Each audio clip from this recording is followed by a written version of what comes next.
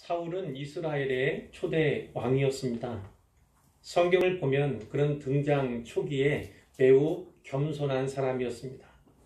그러나 왕이 되고 난 후부터 점차 교만해졌지요. 하나님을 경외하지 않았습니다. 성경에는 두 차례에 걸쳐서 사울의 불순종 사건을 기록하고 있습니다. 하나는 13장에 기록되어 있습니다. 블레셋 사람들이 이스라엘과 싸우려고 모였는데 아주 무시무시한 또 무지막지한 그러한 병력이 보였습니다. 병거가 3만이 되었고요. 마병이 6,000명, 백성들은 해변의 모래알같이 많았다고 성경이 기록합니다. 놀란 이스라엘 사람들은요, 굴이나 수풀이나 바위 틈이나 또 웅덩이나 숨을 수 있는 곳이면 어디든지 숨기에 바빴습니다. 어떤 사람들은 요단강을 건너서 요단 동편으로 도망을 쳤습니다. 사울을 따르던 백성들도 예외는 아니어서 모두가 두려움에 떨고 있었습니다. 사울 왕은 사무엘 선지자가 정한 기한대로 길갈에서 1회 동안 7일 동안 그를 기다립니다. 그런데 사무엘이 오지를 않는 거예요. 이제 따르던 백성들까지 흩어지기 시작합니다. 그러니까 사울이 마음이 너무 급했어요. 직접 번제를 드리는데 공교롭게도 번제 드리기를 마치자마자 사무엘이 도착을 했습니다. 사무엘이 약속 시간에 늦은 것일까요? 그렇지 않은 것 같습니다. 사울 왕은 불안감과 초조함 때문에 이래가 되는 마지막 날을 온전히 끝까지 기다리지 못한 것입니다. 사울의 실패는 불순종의 실패였고 결국 믿음의 실패였습니다. 그는 강하고 많은 적들, 점차 불리해져 가는 상황들, 또 흩어지는 백성들을 바라보는 대신에 하나님을 바라보고 온전히 믿고 끝까지 신뢰해야 했습니다. 상황이 이러해서 제가 여호와께 은혜를 간구하려고 직접 번제를 드렸습니다. 부득이 그렇게 했습니다. 사울이 이렇게 변명을 해보지만 사무엘은 이날 망령되이 행한 사울에게 은혜가 아니라 책망과 저주가 담긴 하나님의 말씀을 선포합니다. 왕의 나라가 길지 못할 것입니다. 여호와께서 왕에게 명령하신 바를 왕이 지키지 아니하였으므로 여호와께서 그의 마음에 맞는 사람을 구하여 그를 그의 백성의 지도자로 삼으셨습니다. 또 다른 사건은 15장에 기록되어 있습니다. 사무엘이 사울에게 와서 하나님의 명령을 전합니다. 너희가 애굽에서 나올 때 아말렉이 이스라엘에게 행한 일로 말미암아 내가 그들을 벌하고자 한다. 너는 지금 가서 아말렉을 쳐서 모든 사람과 가축과 소유를 진멸하라. 이런 명령을 주시죠. 사울이 명령을 따라서 아말렉 족속을 칩니다. 칼날로 그들을 죽이죠. 그러나 아말렉의 왕 아각은 사로잡았을 뿐 죽이지 않았습니다.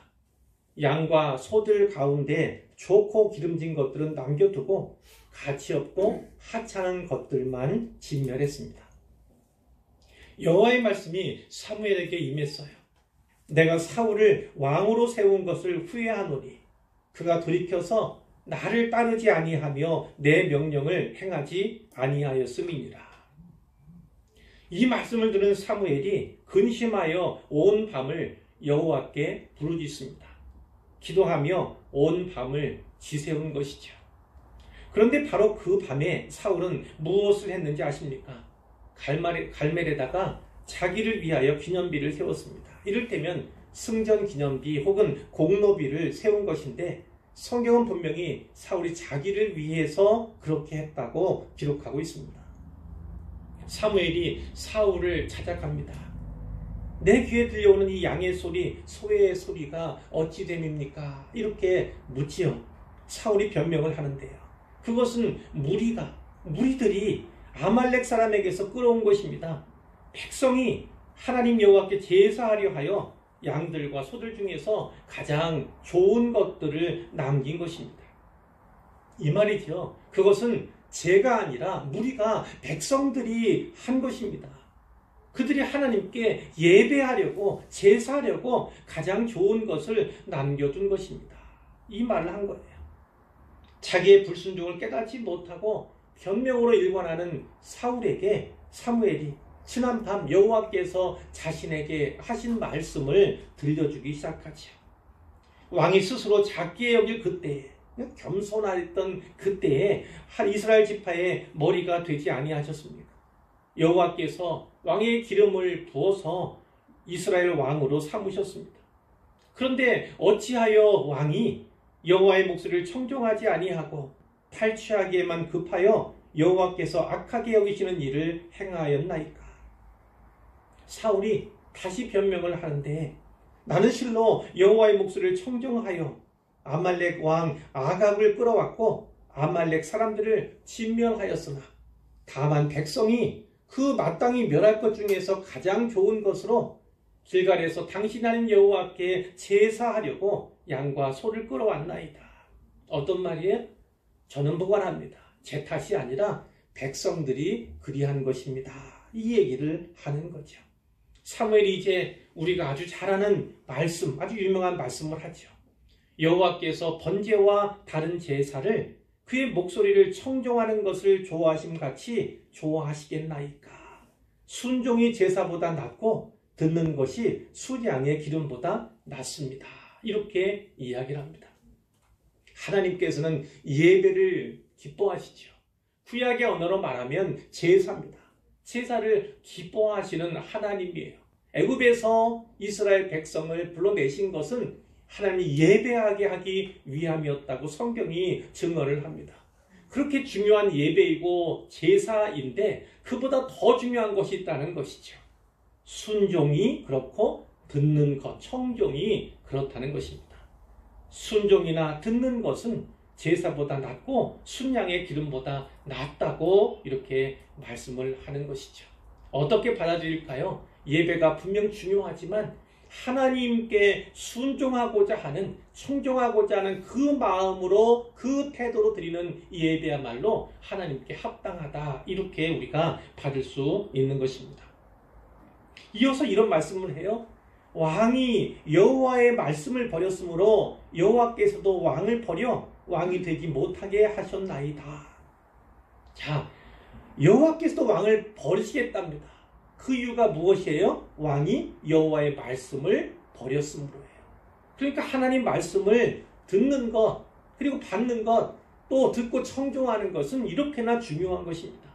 하나님의 말씀을 버리면 버림을 받을 수 있어요. 하나님 말씀을 버릴 잘하면 믿음이 없다고 보아도 무방하기 때문에 그렇습니다. 이제야 비로소 사울이 자기 잘못을 시인하는데, 제가 범죄하였나이다. 내가 여호와의 명령과 당신의 말씀을 어긴 것은 내가 백성을 두려워하여 그들의 말을 청종하였기 때문입니다. 이렇게 얘기합니다. 슬퍼하지요. 왜 하나님 말씀을 청종하지 않았는가? 백성을 두려워했기 때문이에요. 백성을 두려워해서 오히려 그들의 말을 청종했기 때문임을 그가 실토하고 자백하는 것입니다. 오늘 우리의 문제도 이럴 수 있습니다. 하나님 말씀 청종하지 못하는 이유 가운데는요, 오히려 다른 무언가, 다른 누군가의 말씀과 말과 음성을 듣기 때문일 수 있음을 우리가 살펴야 하는 것이죠.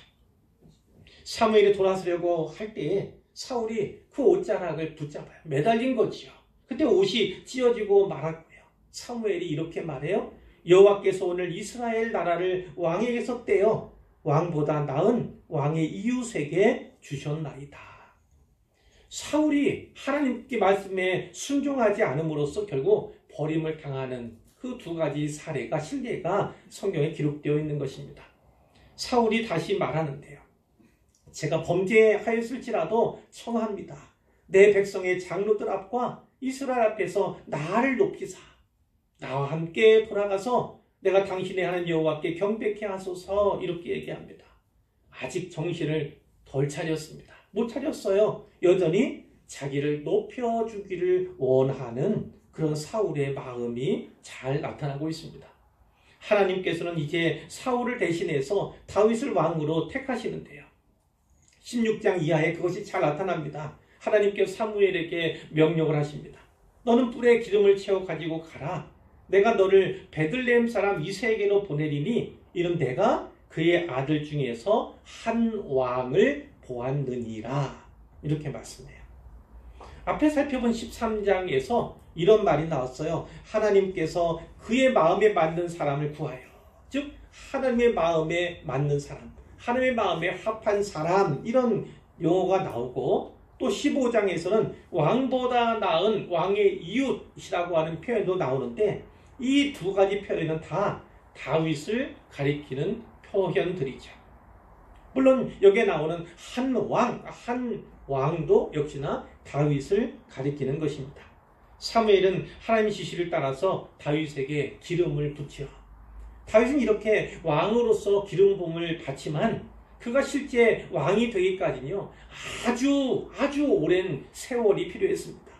길고 긴 기다림의 시간 속에서 인내를 온전히 이루어야 했습니다. 그러므로 다윗의 삶에 환난과 고난은 필연적이었다고 볼 수가 있죠. 로마서 5장 3절 4절은 이렇게 말씀합니다. 우리가 환난 중에도 즐거워하나니 이는 환난은 인내를, 인내는 연단을, 연단은 소망을 이루는 줄 알미로다. 이런 말씀이 있어요. 믿음의 사람, 곧 신자는요, 환난 중에도 즐거워합니다. 왜 즐거워합니까? 알기 때문입니다. 잘 알기 때문이에요. 무엇을 잘 압니까? 환난이 인내를, 인내가 연단을, 연단이 소망을 이루는 줄 잘 안다는 거예요. 말을 좀 바꾸어서 표현한다면 이런 것입니다. 우리가 신자가 분명하다면, 믿음의 사람이 분명하다면 우리는 환난 중에도 즐거워해야 한다는 것입니다. 그런데 환난 중에 즐거움이라는 것이 거저 주어지는 것이 아니죠.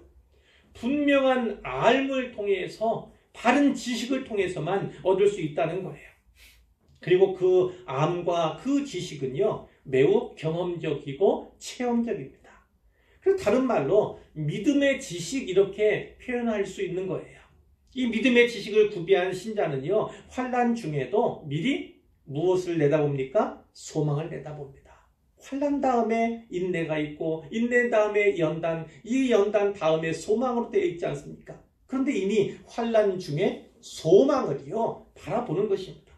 소망이 전혀 보이지 않는 환난의 현실 속에서 소망의 미래를 바라고 또 바라보는 것이죠. 믿음장 1절에 이런 말씀이 있지 않습니까? 믿음은 바라는 것들의 실상이요, 보이지 않는 것들의 증거니. 보이지 않아요. 소망이 보이지 않는 현실입니다. 암담하고 막막합니다. 그러나 그 가운데서 하나님께서 이 고난을 통해서 이루실 소망을 바라보고, 그것이 이미 이루어졌음을 믿음으로 고백하는 것이 바로 신자의 삶임을, 믿음 있는 자의 삶임을 확실하게 우리에게 증거해 주는 것이죠. 그 믿음의 사람들 가운데 욥이 있었습니다. 욥이 이렇게 고백했죠. 그러나 내가 가는 길을 그가 아시나니 그가 나를 단련하신 후에는, 연단하신 후에는 내가 순금같이 되어 나오리라. 이런 고백을 했습니다. 욥의 고백에는 믿음의 전제들이 있죠. 욥에게는 내가 가는 길을 하나님이 아신다 라는 믿음이 있었습니다. 하나님은 내가 순금 같은, 정금 같은 믿음을 가진 자로 변화되기를 원하신다, 이런 믿음도 있었어요. 그리고 그 목표를 이루시기 위해서 하나님이 나를 환난의 용광로 안에 던져 넣으시고 그 속에서 불과 같은 시련을 겪게 하신다는 믿음도 분명하게 있었던 것입니다. 다윗의 경우도 예외가 아니었죠. 이미 말씀드린 바가 있지만 모진 고난의 시간, 오랜 고난의 시간을 통해서 하나님은요, 하나님 마음에 합한 자 다윗을 하나님 마음에 합한 왕으로 세워가고자 하신 거예요. 지난 시간에 나눈 내용입니다. 하나님 마음에 합한 자라는 것이 어떤 의미를 담고 있는 말인가? NIV 성경에 근거해서 그것은 하나님 마음을 쫓는 자, 이런 뜻이라고 말씀을 드렸습니다. 하나님의 마음을 쫓고 그분의 생각을 쫓고 그분의 시선을 쫓고 그분의 말씀을 쫓는 사람이 바로 하나님 마음에 합한 자다, 이렇게 말씀을 드린 적이 있어요. 그런데 하나님께서 다윗에게 왕이라고 하는 직분을 허락하셔서 하나님 마음에 맞는 왕으로 그를 세워가고자 하신다는 거지요. 그러면 하나님 마음에 합한 왕이란 어떤 의미일까? 그것은 좀 더 궁극적입니다. 미래적이에요. 이 시점에서 다윗은 아직 왕이 아닙니다. 그러므로 그가 왕이 되기까지의 과정 속에서 다윗에게 어떤 모습이 있었는가, 그것을 살펴봄으로써 그 의미에 접근해 보려고 합니다. 사실 이 사무엘서의 기자는요, 이 책을 읽는 독자들, 우리들이죠. 우리들에게 질문을 합니다. 이스라엘의 왕은 누구인가? 사울인가? 다윗인가? 말씀드렸다시피 지금 이 시점에서는 사울이 이스라엘의 왕이죠. 그것을 모르지 않는데 성경은 계속해서 이 질문을 우리에게 던지는 거예요. 그리고 그 질문은 드디어 이스라엘의 진정한 왕은 누구인가? 이 질문으로 우리를 이끌어 갑니다. 사울이 현재 이스라엘의 왕인 것은 분명한 사실이지만 진정한 면에서, 진정한 의미에서 볼 때 이스라엘의 왕은 다윗이었다는 것을 말하고 있는 것입니다. 이 질문은 결국 성경이 말씀하는 이스라엘 왕의 조건에 대해서 우리에게 상기를 시켜주지요. 첫째, 다윗에게 하나님의 영이 함께 하셨습니다. 하나님의 영이 다윗과 함께 하셨다는 거예요. 사무엘이 하나님 지시를 따라서 다윗에게 기름을 부었는데 그날 이후로 기름 부을 받은 이후로 다윗이 여호와의 영에게 크게 감동되었다고 성경이 기록하고 있습니다. 반면에 사울에게서는 어떻게 했을까요? 사울이 기름 부음을 받을 때 하나님의 영이 그에게 임하셨어요. 그리고 오랫동안 그와 함께 하신 하나님의 영이 바로 이 시점에 사울을 떠나 다윗에게 옮겨 가신 것입니다. 대신 사울에게는요, 여호와께서 부리시는 악령이 역사하기 시작했죠. 그를 번뇌하기 시작합니다. 그러니까 이 본문에서 하나님의 영이 다윗에게 임했다라는 것은요, 다윗이 왕으로서 인침을 받았다, 이렇게 입증하고 있음을 우리가 보게 되는 것입니다. 그런데 여호와의 영이 다윗과 함께 한다는 사실을 사람들도 알았어요. 다윗을 수군 켜는 자로 천거했던 소년, 그의 증언을 통해서도 여호와께서 그와 함께 계심이 알려졌던 거죠. 사울 왕도 여호와께서 자기를 떠나 다윗과 함께 계시는 것을 알았습니다. 이것이 근본적으로 사울이 다윗을 두려워하게 된 이유였습니다. 여호와의 영이 함께 하심은 먼저 다윗의 용기로 나타났지요. 골리앗과의 싸움에서 그 용기는 가장 두드러지게 나타났습니다. 또한 지혜로도 증명이 되었는데요. 18장 5절에 보면 다윗은 사울이 보내는 곳마다 가서 지혜롭게 행했다, 이런 기사가 있고, 14절에는 다윗이 그의 모든 일을 지혜롭게 행하니라 여호와께서 그와 함께 계시니라, 이런 표현도 있습니다. 뿐만 아니라 지난주에 살펴본 것처럼 하나님의 함께 하심은 하나님의 위로와 보호로도 나타났죠. 용기와 지혜와 하나님의 보호, 돌보심, 위로, 이것을 꼽을 수가 있는데, 근데 이 얘기는 구약의 얘기잖아요. 성령의 내주가 있습니다. 성령 하나님께서 우리 안에, 우리 몸을 성전 삼으셔서 우리 안에 거주하신다는 거죠. 이 성령의 내주는 신약 시대에 성령 강림 사건 후에 이루어졌습니다. 그러니까 구약 시대를 살았던 다윗이 받은 은혜와 복, 그 이상의 은혜와 복이 성령님의 내주로 말미암아 우리에게 오늘 지금 주어지고 있음을 우리가 꼭 붙잡고 기억해야만 할 것입니다. 둘째로요, 다윗은 도망 중에도 이스라엘 백성을 지키고 보호했습니다. 23장에 이런 기사가 있어요. 사람들이 다윗에게 와서 블레셋 사람이 그일라를 쳐서 타작마당을 탈취하고 있다, 이런 소식을 전했습니다. 이 타작마당은 타작하는 것, 그러니까 수확한 곡식들을 널어놓거나 거기서 타작하는 그런 마당을 말하는 거예요. 그러니까 이 블레셋 사람들이 쳐들어온 이유는, 그일라를 친 이유는 그 탈곡 중인, 타작 중인 그 곡물들을 훔쳐가기 위해서임을 우리가 알 수가 있는 거죠. 이때 다윗이 어떻게 합니까? 여호와께 묻습니다. 제가 가서 이 블레셋 사람들을 치리까? 그랬더니 여호와께서 말씀하셨어요. 가서 블레셋 사람들을 치고 그일라를 구원하라. 이런 말씀이죠. 그런데 그때 다윗과 함께 했던 사람들이 있잖아요. 그들이 이렇게 말했습니다. 보소서, 우리가 유대에 있기도 두렵거든 하물며 그일라에 가서 블레셋 사람들의 군대를 치는 일이니까 이렇게 얘기했습니다. 이들의 말이 전혀 틀린 말은 아니죠. 다윗은 실제로 도망자 신세입니다. 사울왕으로부터 생명의 위협을 받고 있었어요. 사울에게 잡히는 날에는 목숨을 잃을 수 있는 그런 상황입니다. 하루하루를 그런 위기감 속에서 지내고 있는데 그일라를 보호하기 위해서 대적인 블레셋과 전투를 하다니요, 이렇게 얘기를 하는 거죠. 그러자 다윗이 여호와께 다시 물어요. 물론 하나님의 뜻을 몰라서가 아니고 그 뜻이 분명치 않아서가 아닙니다. 오히려 이 행위는 다시 한번 하나님의 말씀을 듣고 또 그들로 하여금 알게 함으로써 하나님 말씀에 순종하게 하고자 하는 그런 뜻이 있었겠지요. 다시 묻는데, 제가 가서 이 블레셋 사람들을 치리까?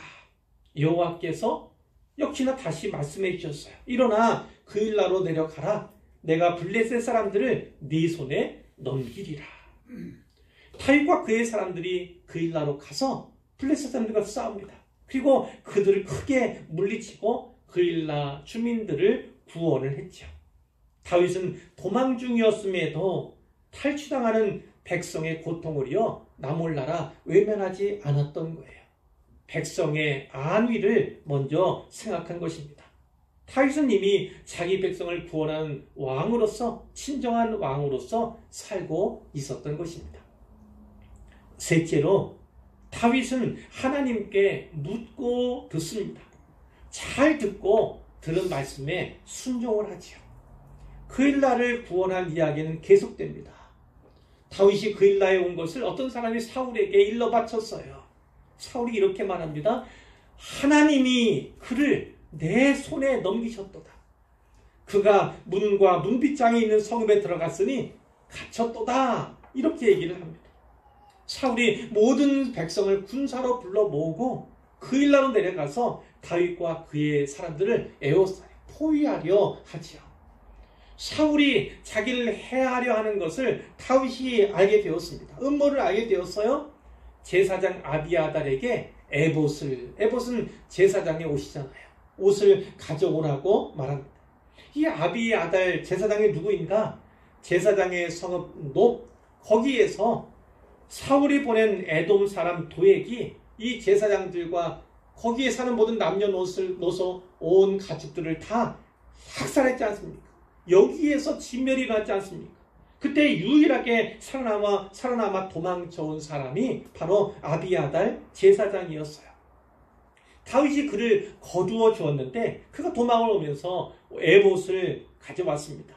말씀드린 것처럼 에봇은 대제사장이 입는 옷이에요. 성의 거룩한 옷입니다. 그 옷에는 가슴 부위에 판결흉패라는 게 있습니다. 그 판결흉패 안에 주머니가 있는데 거기에 우림과 둠밈이라고 하는 돌 2개가, 조약돌과 생긴 돌 2개가 거기에 들어있어요. 이것으로 제비를 뽑아서 하나님의 뜻을 갑으로 예스냐 노냐 이것을 알아내는 도구가 바로 우림과 둠밈이죠. 다윗이 그 에봇에 의지해서 하나님께 여쭙니다.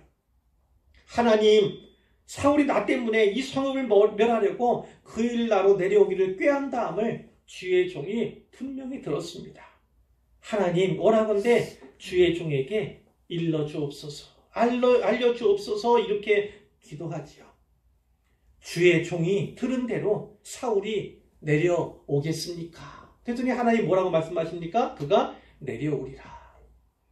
그일라 사람들이 나와 내 사람들을 사울의 손에 넘기겠습니까? 배반하겠습니까? 여쭈었을 때 하나님께서 그들이 너를 배반하리라, 넘기리라 이렇게 말씀을 하죠. 이처럼 다윗은요, 이스라엘 주권자이신 하나님께 묻고 듣습니다. 에봇이 있을 때도 그랬고 에봇이 없을 때도 하나님께 묻고 들었던 사람이 다윗이지요. 기도했다면 들어야 합니다. 아뢰기만 하고 간구만 하고 기도를 바치면 안 되는 겁니다. 뭐라고 말씀하시는지 들어야 기도가 끝나는 것이죠. 다윗이 언제부터 하나님께 묻고 들었는지는 확실치 않습니다. 그러나 분명한 건 사울을 피해 도망하던 이때에는 늘 하나님께 묻고 있었다는 사실이에요. 왜 그랬을까요? 단 한 번의 선택이 그와 함께 한 사람들의 생명을 좌우할 수 있기 때문이에요. 그러니까 하나님께 신중하게 묻고 신중하게 들어야 했던 것입니다. 또 하나, 그때 잘 듣는다는 면에서 다윗은 사울보다 우월합니다. 사울은요, 다윗이 그일라 성읍에 들어갔다 이 말을 전해 듣고 이렇게 말했잖아요. 하나님이 그를 내 손에 넘기셨다. 그는 이제 도관에 든 쥐다. 이렇게 얘기를 한 것입니다. 사울은 하나님께서 다윗을 자기 손에 넘기셨다 이렇게 착각을 했어요. 하나님의 뜻을 오해했습니다. 듣고 싶은 대로 들었던 거예요. 자기 생각과 자기 뜻을 하나님의 뜻으로 오판했습니다. 다윗이 사울보다 우월한 이 점에서도 사울이 아니라 다윗이 이스라엘의 진정한 왕임을 성경은 보여줍니다. 하나님 말씀에 따라서 다윗이 그일라를 떠나 피하지요. 그러니까 사울 역시도 그곳에 가기를 멈추었지만 다윗이 도망 중에도 그일라 거민들을 구하기 위해서 위험을 무릅썼던 것과는 달리 사울은 단지 다윗을 잡기 위해서 동족인 자기 백성인 그일라 백성들을 치릴 생각까지 했던 것을 우리가 알게 되는 것이죠. 블레셋을 다윗의 손에 넘기신 분도 하나님이시고요. 다윗을 사울의 손에 넘기지 않으신 분도 하나님이십니다. 하나님은 다윗에게 전쟁에서 감당할 힘도 주셨을 뿐만 아니라 위기에서 피할 길도 내주시는 하나님임을 우리가 읽을 수 있는 거예요. 고린도전서 10장 13절 말씀을 잘 아시죠?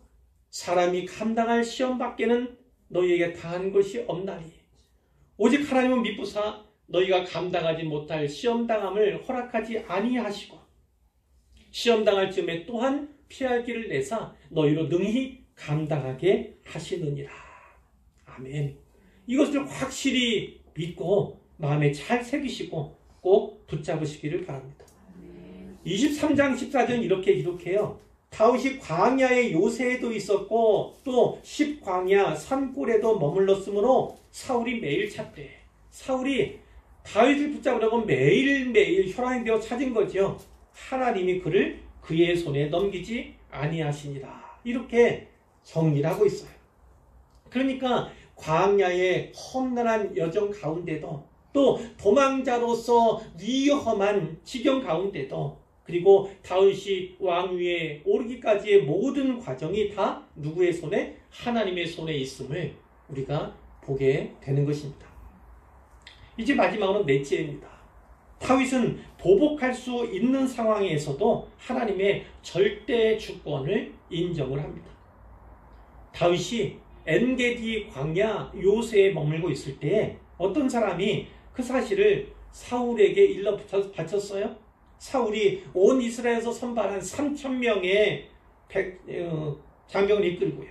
다윗과 그의 사람들을 찾으러 들염소 바위라는 곳으로 갔습니다. 그때 마침 사울이 배가 아팠던 것 같아요. 뒤를 보러 용변하러 어떤 굴에 들어갔습니다. 그런데 놀랍게도 그 굴 깊은 곳에 다윗과 그의 사람들이 숨어 있었어요.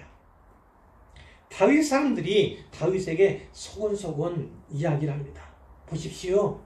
여호와께서 당신에게 원수 갚을 수 있는 좋은 기회를 주셨습니다.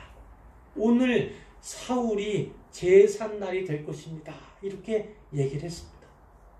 이처럼 다윗은 더없이 좋은 기회를 잡았어요. 복수할 수 있는 좋은 기회를 얻었습니다. 그가 만일 지금 사울 왕을 죽인다면 오래고 험난했던 도피 생활이 끝나게 될 것입니다. 그만 아니라 그와 함께한 모든 사람들이 고생과 위협도 끝나게 될 거예요. 다윗은 이제 사울 왕의 뒤를 이어서 그 왕의 자리를 차지하게 될 것입니다. 꿈 같은 기회가 아닐 수 없지요. 하나님의 은혜처럼 보입니다. 그런데 다윗이 어떻게 합니까? 일어나서 사울의 겉옷자락을 가만히 베었습니다. 사울이 용변을 보고 있었는데 어떻게 그 사실을 몰랐을까요? 사울은 왕이었기 때문에 그의 옷은요, 좀 더 길고 화려했을 거예요. 그러므로 용변을 보기 위해서는요, 겉옷을 곁에 벗어두었을 것으로 보는 것이 좀 더 합리적이죠. 또 다윗은 굴 안에 오랫동안 있었기 때문에 이미 어두움에 눈이 적응되어 있었어요. 하지만 사울은 그렇지 못했습니다. 또 사울은 용변을 보느라 마음을 놓고 있었어요. 때문에 전혀 알아차리지 못했다. 이렇게 이해할 수가 있죠. 이 사건은 다윗의 생명이 그의 생명을 찾던 사울의 손에 있는 것이 아니라 오히려 사울의 생명이 다윗의 손에 달려있음을 극명하게 보여줍니다. 5절에 보면 그렇게 한 후에 사울의 겉옷자락 일부를 벤 후에 사울의 옷자락 뱀으로 말미암아 다윗의 마음이 찔렸다.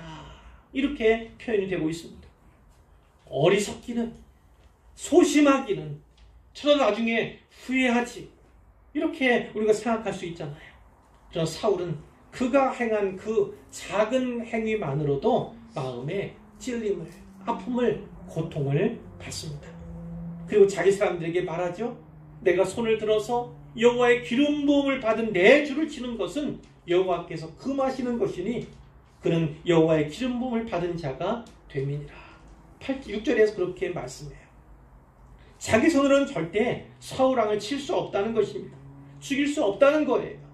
왜 그렇습니까? 그가 여호와의 기름 부음을 받은 자이기 때문이다. 다윗이 이렇게 얘기하는 거예요.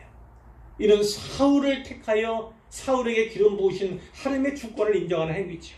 뿐만 아니라 자기를 택하여 기름 부으신 하나님의 주권을 인정하는 행위이기도 했습니다.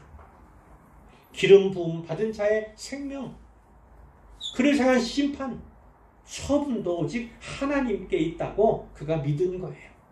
어리석은 결정처럼 보이지만 이것은 하나님께 기뻐하시는 결정이었고 하나님 마음에 합한 결정이었음을 우리가 성경을 통해서 알게 되는 거죠. 결국 이겁니다. 기회냐 아니면 기회의 시험이냐, 이것을 분별할 수 있어야 하는 거죠. 다윗은 그 좋은 기회를 단지 기회로 사울을 죽이고 원수에게 보고복을 하고 왕의 자리에 오를 수 있는 그 기회로 삼지 않았어요. 그러기보다는 이 기회를 통해서 하나님께서 나를 테스트하고 있다, 이렇게 받았던 것입니다. 그런데 실제에 보면 기회가 아니었어요. 기회인 듯 하지만 하나님은 이 기회를 통해서 하나님을 다윗이 어떻게 생각하는가, 진정한 믿음이 있는가, 하나님을 신뢰하는가, 하나님께서 자기에게 베푸실 그 은혜에 대해서 진짜 사모하는가, 그것을 보기 원하셨다는 거죠. 다윗은 이 시험을 잘 통과했고 다윗에게는 이것을 판단할 수 있는 영적인 민감함, 분별력이 있었음을 우리가 알게 되는 거죠. 자기만 아니라 자기와 함께한 사람들에게 사울을 해하지 못하도록 금합니다. 사울이 일어나서 자기 갈 길을 가는데 뒤에, 그 이어지는 본문의 뒤에 다윗이 왕을 부릅니다. 왕을 불러요. 그리고 무릎 꿇어 인사를 하죠. 절을 합니다. 그러니까 사울을 왕으로서 인정하는 거예요. 신하의 도리를 계속 잘하는 거예요. 자, 왜 이렇게 했습니까? 자기가 손으로 원수를 갚고 사울을 죽일 수 있는 기회가 있었음에도 불구하고 이 기회를 살리지 않은 이유는 12절, 15절에 잘 나타나죠. 여호와께서는 나와 왕 사이를 판단하사 여호와께서 나를 위하여 왕에게 보복하시려니와 내 손으로는 왕을 해하지 않겠나이다. 그런즉 여호와께서 재판장이 되어 나와 왕 사이에 심판하사 나의 사정을 살펴 억울함을 풀어주시고 나를 왕의 손에서 건지시기를 원하나이다. 진짜 마음에 소원이 있었던 거예요. 하나님께서 다윗 왕의 손에서 내 생명을 건져달라고, 보호해달라고, 지켜달라고, 이 마음의 소원이 간절하게 다윗에게 있었던 거예요. 그럼에도 불구하고 그 보복을, 복수를, 심판을 하나님께 위탁한 겁니다. 하나님께 맡겨드리는 거예요. 어떤 고백이 있습니까? 하나님 여호와께서 바로 의로우신 재판장임을 고백하는 거예요. 의로우신 재판장께서, 하나님 여호와께서 다 보시고 들으시고 아시오니 진실한 판단, 분명한 심판을 해주시기를 원하는 것은 틀림이 없는 거죠. 그래서 내 사정을 하나님께서 살펴주시고 내 억울함을 풀어주기를 원하는 그런 마음이 있음에도 불구하고 자기 손으로는 왕을 해하지 않겠다는 다짐을 갖게 되는 거예요. 원수에 대한 보복도 자기의 미래도 장래도 다 하나님께 맡긴 거예요. 왕을 해할 수 있는 기회와 같은 때도 있었고, 그리고 해야 할 힘과 능력도 있었지만 결국 자기가 하지 않는다. 하나님께 맡겨드리는 믿음이 그에게 있었던 것입니다. 살다 보면 우리도 억울할 때가 있잖아요. 그래서 하나님께 부단히 신원의 기도를 드릴 때도 있습니다. 혹은 부당한 일을 당하 너무나 마음 아파할 수 있는 그런 때가 있지 않습니까? 그런데 그때도 역시나 우리가 성경을 통해 배워야 하는 것은 하나님께 맡기는 것입니다. 내 손으로 보복하고 원수 갚는 것, 그것은 행할 수 있지만 그것은 또다시 죄를 짓는 것이고 또 보복을, 복수를 부르는 일이고 하나님께서 원하시는 바가 아닌 거죠. 이럴 때는 하나님께 기도와 간구로 나아가는 것입니다. 신원의 기도를 드리는 것이지요. 뒤에 이어지는 말씀에는 그런 겁니다. 사울이 감동해요. 감동하니까 오히려 다윗을 향해서 축복을 합니다. 물론 그 감동과 그 축복이 일시적이에요.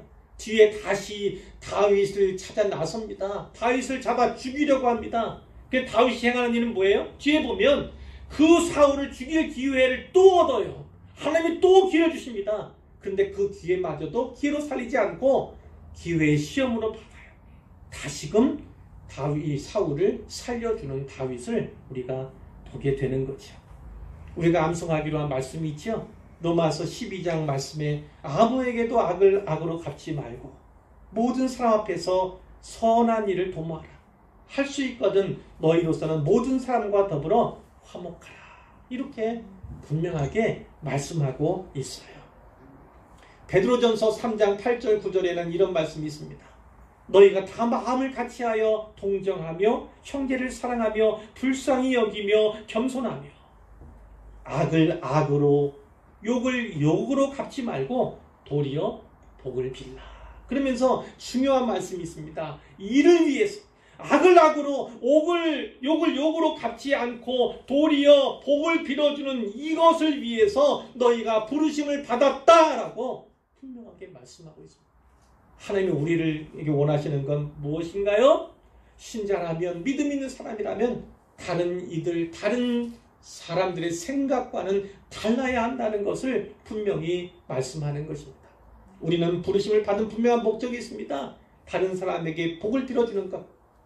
그가 나의 원수라 할지라도 나의 대적이라 할지라도 악을 악으로 갚거나 욕을 욕으로 갚는 것이 아니라 도리어 복을 빌어주는 것. 그래서 그 복, 우리가 받은 복을 그에게도 전해주는 것이 우리에게 주신 하나님의 사명임을 성경이 분명히 말씀하고 있는 것입니다.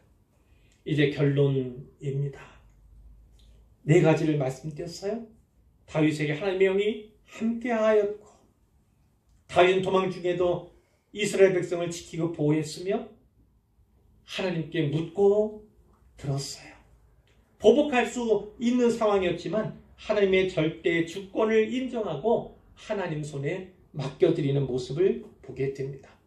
다윗은 이미 하나님의 마음에 합한 자였습니다.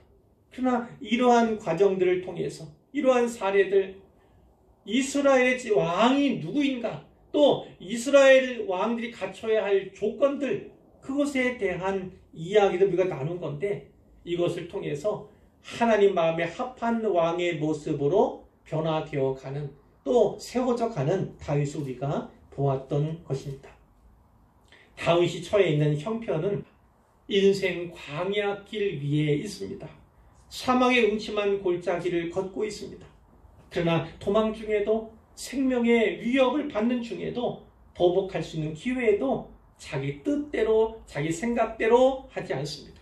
하나님의 뜻을 구하고 그분을 기쁘게 해드리는 것, 합당한 믿음 있는 자의 자세를 취하는 것, 거기에 관심이 있어요. 다윗에게 중요한 것은 자기의 안전이 아닙니다. 자기의 미래, 자기의 장래도 아닙니다. 오직 하나님의 기쁘신 뜻, 그것을 이루어 드리는 것을 지금 가장 중요하게 여기고 행하고 있음을 우리가 성경을 통해서 보는 것이고, 이것이야말로 하나님께서 이스라엘 왕들에게 원하시는 최고의 조건들임이 분명한 것입니다. 하나님께서 기뻐하시는 왕, 진정한 왕, 왕다운 왕의 조건들을 다윗이 하나하나 갖춰가고 있음을 그렇게 살피게 되는 것이지요. 이렇게 조건에 부합되는 길을 한 걸음 한 걸음 걸어가고 나아갈 때 하나님께서 높아지시는 것입니다. 하나님께서 영광을 받으시는 것입니다. 그러니까 이 질문 앞에 우리가 섰잖아요. 이스라엘의 왕은 누구인가? 당연히 그 당시 왕은 사울이나, 진정한 면에서는 다윗이 왕임을 성경이 기술하고 있습니다. 그런데 다윗이 하나님께서 원하시는 이스라엘 왕의 조건들을 하나하나 갖춰 나가는 것처럼 좀 더 성장하고 자라가는 모습을 보여주는 속에서 하나님께서 이스라엘에게 진정한 왕임을 나타내는 것입니다. 우리의 삶도 그렇습니다. 우리는 왕은 아니라 할지라도 목사고, 또 직분자이고, 또 성도입니다. 진정한 목사인가? 목회자인가? 진정한 직분자인가? 진정한 성도인가? 이것을 하루하루의 삶 속에서 나타내고 드러낸다면 그것이 하나님께서 진정 우리의 주인이시고 우리의 진정한 왕이심을 드러내는 것이다. 이렇게 요약할 수 있겠습니다. 하루하루의 삶이 힘들고 고단하지요. 오늘과 같이 악한 상황들, 사회적인 재난이 더 힘들고 어렵습니다. 경제적인 문제도 있을 수 있고요. 사업에도 어려움이 있습니다. 당연히 생업도 위기를 받을 수 있죠. 그러나 그 가운데서도 다윗과 같은 이런 자세와 태도를 가지시기를 바랍니다.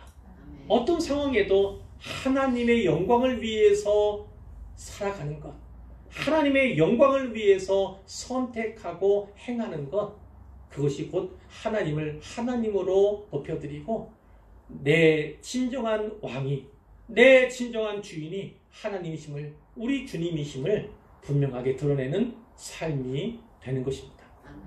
바로 그와 같은 삶을 사심으로 하나님께 온전한 영광, 내 인생의 주인이 하나님이심을, 내 인생의 왕이 오직 주님이심을 고백하며 드러내며 나타내며 증거하는 삶이 되기를 우리 주님의 이름으로 축원합니다.